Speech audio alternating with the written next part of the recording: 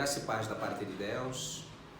Rapidamente queremos partilhar uma palavra com você, que está no livro de profeta Jeremias, capítulo de número 18, versículo de número 4, é uma passagem muito vulgar, muito conhecida. Diz assim, Jeremias 18:4: como o vaso que ele fazia de barro, que se quebrou na mão do oleiro, tornou a fazer dele outro vaso, conforme o que pareceu bem aos seus olhos. Bem, a Bíblia aqui conta um advento em que Deus ordena a Jeremias para que deixe a casa do oleiro. Na verdade, a casa do oleiro, biblicamente falando, profeticamente rogando, espiritualmente interpretando, é a igreja. O que quer dizer de que quando Deus ordena Jeremias para que deixe a casa do oleiro, a Bíblia narra de que Jeremias encontrou o oleiro pegando um vaso existente, quebra o vaso e do vaso quebrado ele faz um outro vaso. E Deus mostra o seu poder por intermédio deste exemplo, dizendo: Jeremias, assim como o oleiro quebrou um vaso e fez um outro vaso, não poderia eu fazer com a casa de Israel? Ou seja, na sua vida e na minha vida? E Cristo deixa um parecer, dizendo no versículo 6, assim como eu vaso na mão do oleiro, sois vós também na minha mão. Ora bem, a Bíblia faz menção de que o oleiro quebrou um vaso de barro, não de ouro, de prata, de mercúrio, diamante ou outro tipo de vaso. Exatamente um vaso de barro. O que acontece quando se quebra um vaso? Em prol do vaso quebrado, ter que fazer um novo vaso. Tem processos que ocorrem. Não simplesmente quebrou, fez, mas tem alguns processos. Quando pega seu vaso de barro e esse vaso de barro é quebrado, Isaías capítulo 30, versículo 14, a Bíblia diz que o vaso quebrado subdivide-se em cacos ou em pedaços. Esses pedaços subdivididos do vaso quebrado é que a Bíblia chama em Isaías 30, 14 de cacos. Mas o caco é algo duro, é algo muito difícil. Não dá para formar um outro vaso com pedaços de vaso quebrado. Então, os pedaços de vaso quebrado, que a Bíblia chama de caco, têm que ser moídos, têm que ser esmagados, até transformarem-se em pó.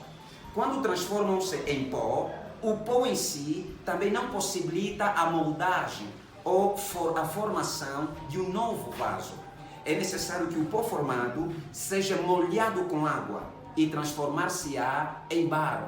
Pó, nós vamos encontrar isso em Isaías 26, versículo número 5, quando a Bíblia diz do vaso quebrado, subdividido em cacos, cacos moídos, cacos esmagados, que transformaram-se em pó. Um pó molhado, Isaías 64:8, diz que transforma-se em barro. O que é o barro? O barro é uma massa flexível que dá possibilidade ao oleiro de moldar o tipo de vaso que ele quiser. Ora bem, que tipo de pessoas são chamados cacos? Quando Deus quebra você e a partir daquele momento você tem que ser formado um novo vaso, para que, segundo Coríntios 5:17, se complete na sua vida. Cacos são pessoas duras, endurecidas, pessoas que estão apegadas à sua religiosidade, pessoas que estão apegadas às suas crenças, pessoas que estão apegadas àquilo que eles creem que é verdade, pessoas que estão asseguradas às suas filosofias, pessoas que não abrem mão nem até do Evangelho. Ainda que você lança água no caco, dificilmente o caco derrete. E esse tipo de pessoas que andam com o coração endurecido é que a Bíblia trata elas de caco. Mas se porventura esse caco permitir com que seja moído, transformar-se-á em pó. Quem é o pó? Que tipo de pessoa é tratada de pó? A pessoa pó é a pessoa convertida, mas todavia seca. Uma pessoa que só jejua se porventura o pastor orientar. Uma pessoa que dificilmente medita a Bíblia. Uma pessoa que vai à igreja uma vez por semana, simplesmente no domingo, não participa nas atividades da igreja. Uma pessoa que não sabe de nada que acontece na igreja durante a semana, nos cultos de semana não tem nada a ver. Pensa de que Jesus é um prisioneiro que está dentro de uma cadeia chamada igreja e tem um dia de visitá-lo e o dia de visita é domingo. Essa pessoa é pó, quase que não conhece monte e não entende nada de vida devocional com Deus.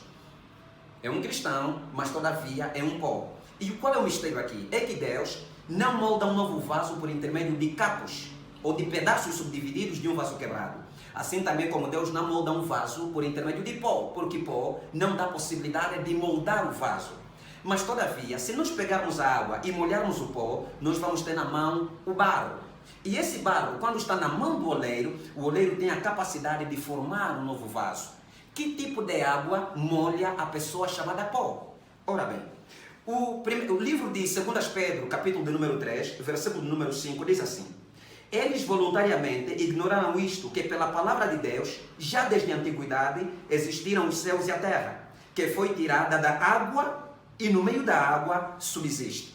O que Pedro está dizendo aqui, o que a Bíblia está abirrogando aqui, é de que os céus e a terra vieram por intermédio da água. E por intermédio da água, elas subsistem. Que água é essa?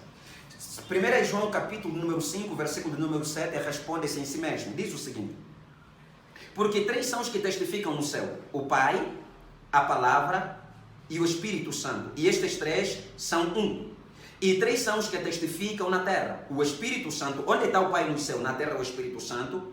E onde está a palavra no céu, na terra, é a água. O que quer dizer, quando a Bíblia dá referência de água na terra, a Bíblia está referenciando a palavra que está no céu. Logo, a palavra que está se referindo, ou seja, a água que está se referindo, é a palavra de Deus.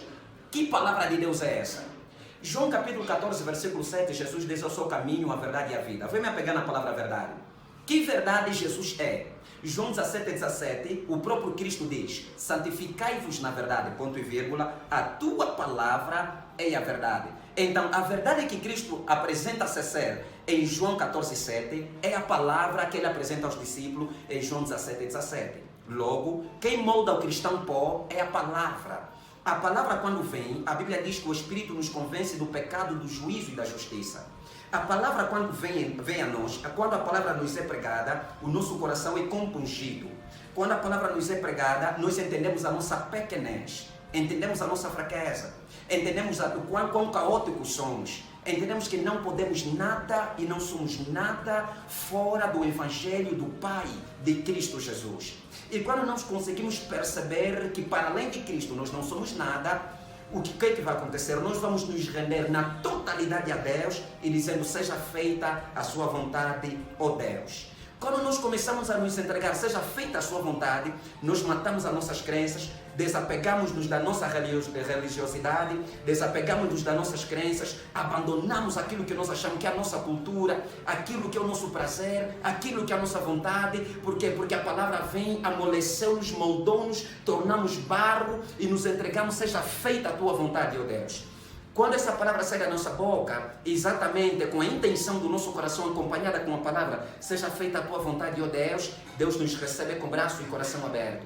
E Ele começa a nos moldar, porque nós nos tornamos um barro flexível, que dá a possibilidade ao oleiro de nos moldar. Ele poda o que está sujo em nós, Ele poda, e vai nos moldando, nos formando. Pega um prostituto que se rendeu na mão dele e lhe torna profeta.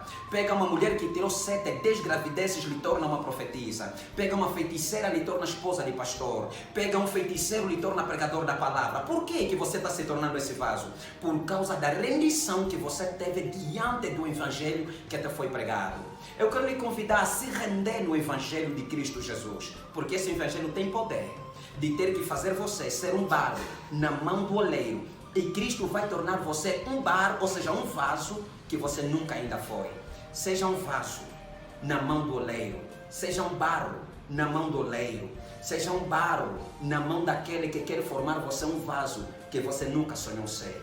Deus abençoe, em nome de Jesus. Graças a Deus.